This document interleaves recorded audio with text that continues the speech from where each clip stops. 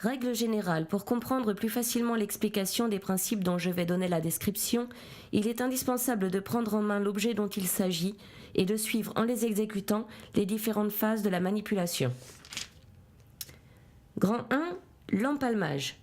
Escamotage d'une pièce de 5 francs.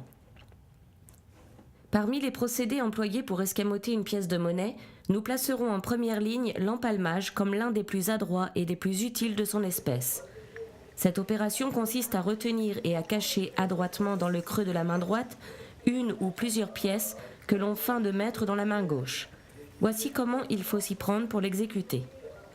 Premièrement, placez une pièce de 5 francs en argent entre le médius, l'annulaire et le pouce de la main droite, et vous la montrez ainsi au spectateur. Deuxièmement, dirigez ensuite cette main vers la main gauche, comme pour y déposer la pièce. Troisièmement, dans ce trajet, les doigts se retournent naturellement et la pièce se trouve alors cachée au spectateur par le dos de la main. Profitez de cette circonstance pour exécuter ce qui suit.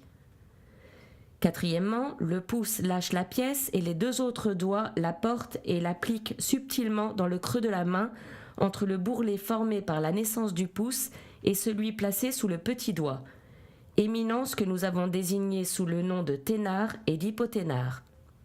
Cette opération terminée, la main droite doit se trouver au-dessus de la main gauche, que l'on a dû entr'ouvrir comme pour recevoir la pièce.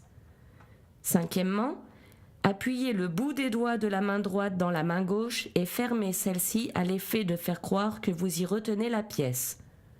Sixièmement, la main droite quitte alors la main gauche et pour que l'illusion soit complète, il faut que la main droite soit aussi ouverte que possible, bien qu'elle retienne à l'empalmage la pièce escamotée. Observation 1. Au début de cette opération, la distance qui sépare les deux mains est si courte qu'il serait difficile de trouver le temps d'opérer l'empalmage avant que la main droite fût arrivée au-dessus de la main gauche. Il est donc nécessaire d'augmenter cet espace, et voici ce que l'on fait pour cela. En dirigeant la main droite vers la gauche, élevez-la d'une vingtaine de centimètres environ. Ces deux mouvements combinés forment une ligne courbe qui sera nécessairement plus longue que n'eût été une simple ligne droite. Et grâce à cette combinaison, l'exécution de l'empalmage sera considérablement facilitée. Observation 2. Tout commençant se livrera peut-être pour cette opération à des gestes exagérés de forme et de vitesse. On doit dans cet escamotage, comme dans tout autre, adopter des mouvements naturels et les exécuter avec calme. Il faut, en un mot, je ne saurais trop le répéter, que l'action de la feinte soit l'imitation parfaite de la réalité. Le meilleur moyen de se juger, c'est de s'exercer devant une glace.